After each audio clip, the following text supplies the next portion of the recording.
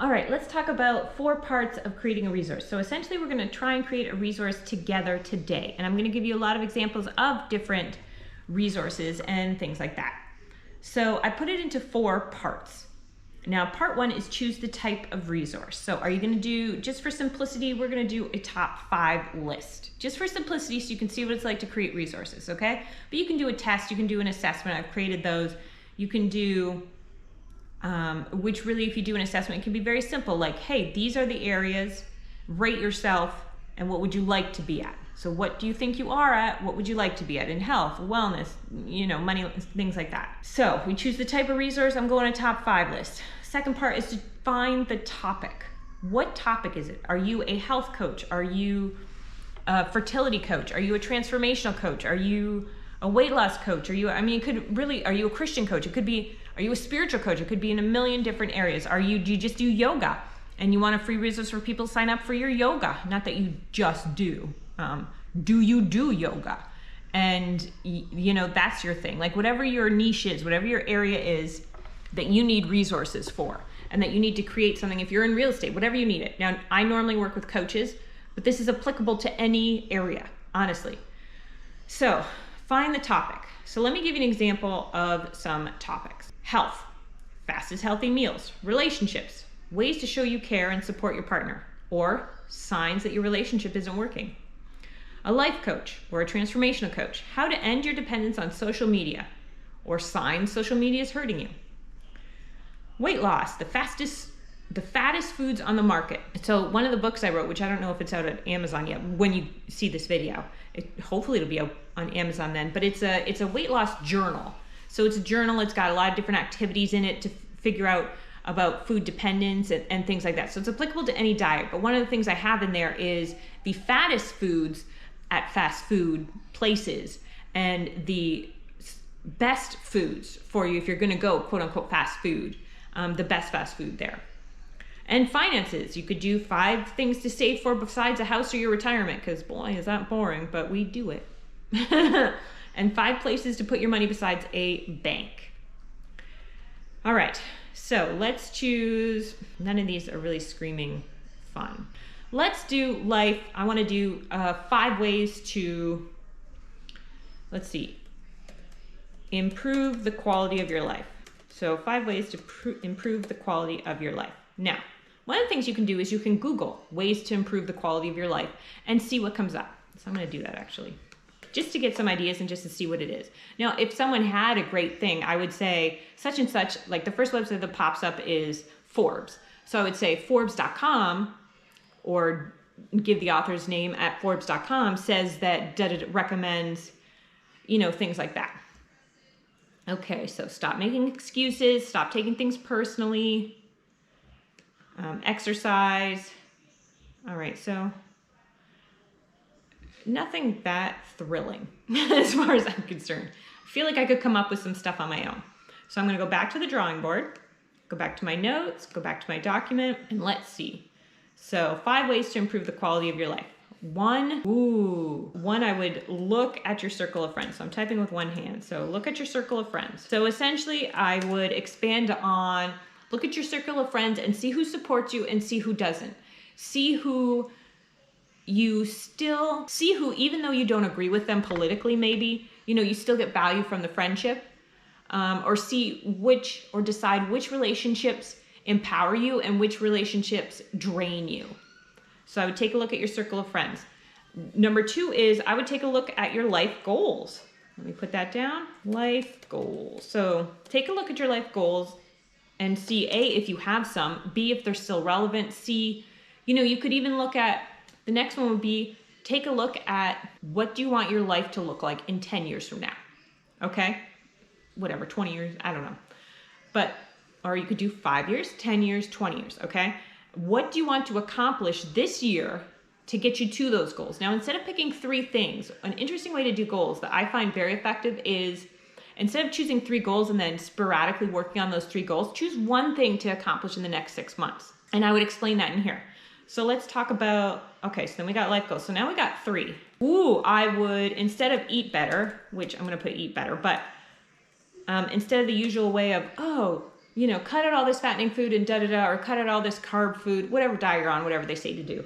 I would say focus, change your focus. Only focus on not what you're going to cut out, but focus on what you're going to bring in instead. So eat 2 apples a day, apple slices or things like that. Or I'm going to eat 1 whole salad with delicious dressing every day. So focus on bringing 1 healthy element into your life. Okay, and the next one I would do is laugh. Have some levity in your life. That to me is super important. So at night before I go to bed, what I watch is, now I've had problems with insomnia. So I used to try to be super quiet and, make sure I don't do this and don't do that. And it didn't mother effing work. So I have a video on insomnia, which, no, I think it got deleted on my SD card. But anyway, how I got over it. But one of the things that I do now is I watch something I really want to enjoy to keep the stress off of going to bed is I laugh. So something that makes me smile, something that makes me laugh. That's what I watch before I go to bed. FYI, if you do have problems sleeping, one of the things you can do, I have to do an audio on it because there's a lot of great things that really help me get over the insomnia. But if you have a fear of sleeping, you can read Set It and Forget It by Daniel something. It's really good. It's a fast read too, and it changed my life. Honestly, it's really good. Okay, so now I have my top 5 list. I expand on those. And the next step would be, son of a gun, we got to title it. All right, let's go back to my titling list. Okay, the title. So let's see. It's basically 5 ways to change your life. So how to change your life. I could do secret. So I'm looking back at the title video. If you haven't seen it, go watch it because it's got all the words you need. And it's got the top 5 things, if you will, of titling. So the product needs to tell you what it is, get you curious, not be too detailed. The exception, of course, being if that's for Amazon, because Amazon doesn't work like that. So this is not for titling something for Amazon. Now remember, this is the thing, is that your resource doesn't have to be that long. It's not quantity here, it's quality. And in fact, most people don't want to read a ton of stuff. And so you have the bolded points, but then if people want to read deeper, because sometimes I skim through articles and I only read the bold. And sometimes if I'm really interested or I really need the help, I delve deeper and read the smaller print. Okay, so now I need a word. The top, I like the word top. So top 5 ways to improve your life.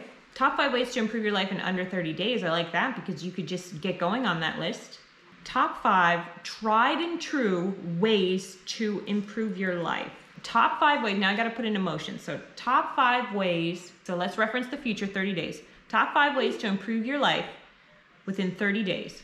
But that is the essence of that resource. So then you gotta package it up.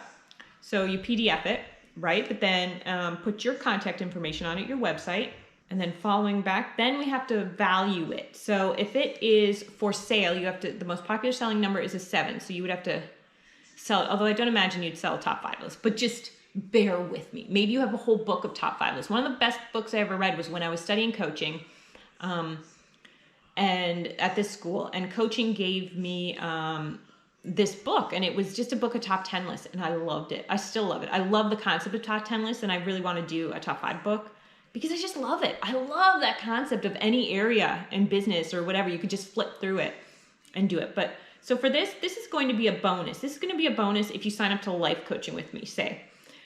So to value it, I will value it at $29. If I was going to sell it, say it was a book, all right? And if I was going to sell it, then I would sell it for, say, $17 or $27. Now, again, we're talking book here, not 5.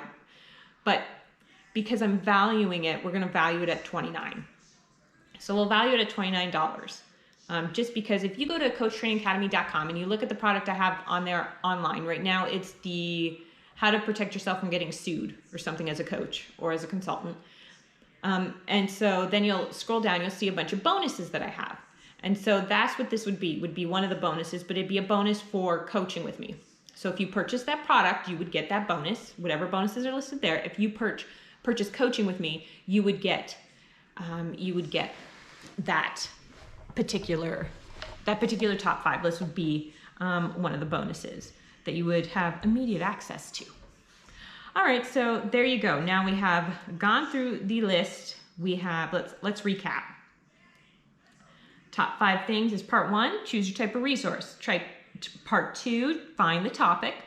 Part 3, name it and title it.